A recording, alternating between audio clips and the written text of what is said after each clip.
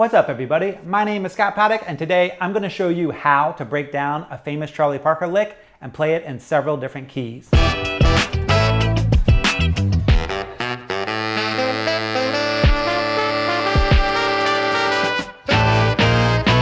If you have ever listened to Charlie Parker recordings, there is a 100% chance that you have heard this lick. It is by far one of the most recognizable licks in the entire jazz vocabulary. So today we are going to learn this lick, and we're going to learn it in a way that you're going to be able to transpose it into different keys with no problems at all. This lick is in the key of D major, so it is based on your D major scale, so D to D with an F sharp and a C sharp. Now, the lick itself doesn't have a C sharp or a C natural in it, so you could play this lick over a D major 7th chord or a D dominant 7th chord. So you can think of it as D major or D mixolydian. Now, when we're learning a lick and we want to be able to transpose it into different keys, we don't want to actually learn the lick by note names. We want to learn it by scale degrees. So if we look at the first couple notes in this tune and we think A, D, E, F natural, F sharp, you're going to be able to learn it and memorize it in the key of D, but when you try to transpose it into a different key, it's going to be a lot more difficult. However, if you look at these notes and you think about them in scale degrees, it's going to make your life a whole lot easier.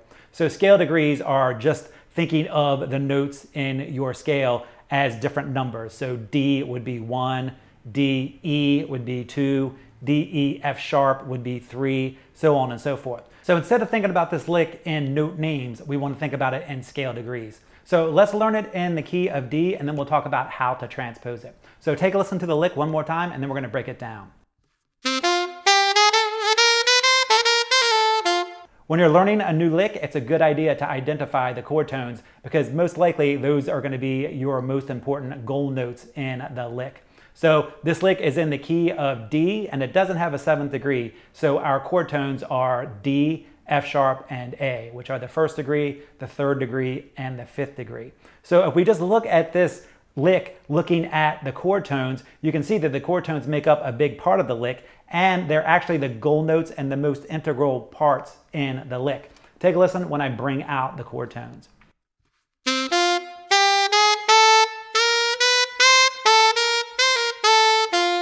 You can hear those chord tones all over the place, and they are the most important notes in the lick.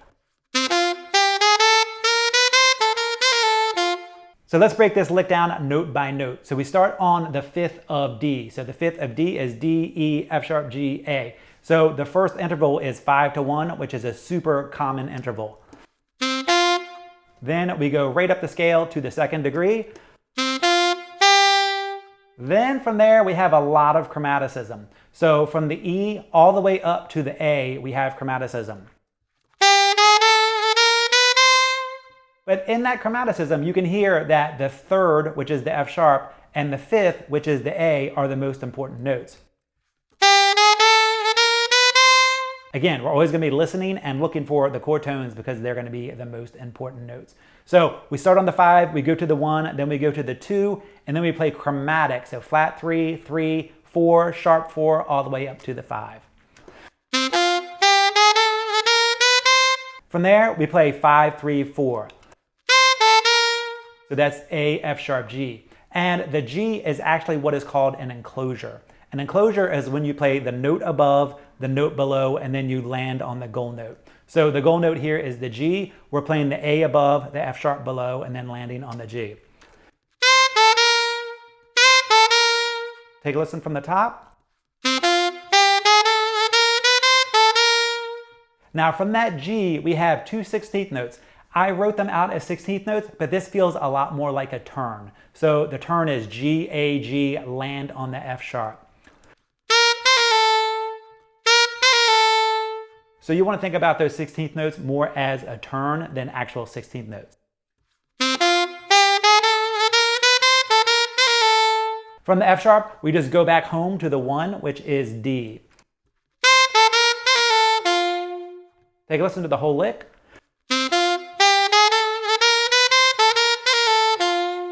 So the lick is pretty easy to figure out and not too difficult to play, but it's a great part of the jazz vocabulary. So let's figure out how to play this lick in the key of C. So we start on the 5 and we go to the 1. So the 1 will be C because we're in the key of C. Our chord tones in C are C, E, and G. So your first, third, and fifth. C, D, E, F, G, your first, third, and fifth. So your first interval is a 5 to 1. So your fifth is a G and your 1 is a C. So that would be. From there, it's pretty easy. We just go to the second degree in the C scale, which would be D. Then from there, we have a lot of chromaticism. We go chromatic up to the third. So we would play E flat, E.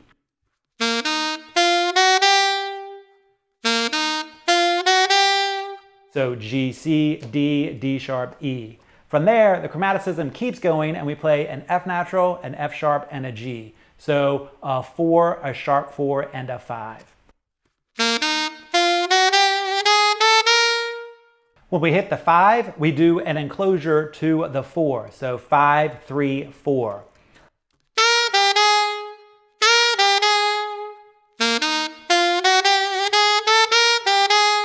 Then when we hit the 4, we have a turn. So we have 4, 5, 4, land on the 3. So in the key of F, that would be F, G, F, E.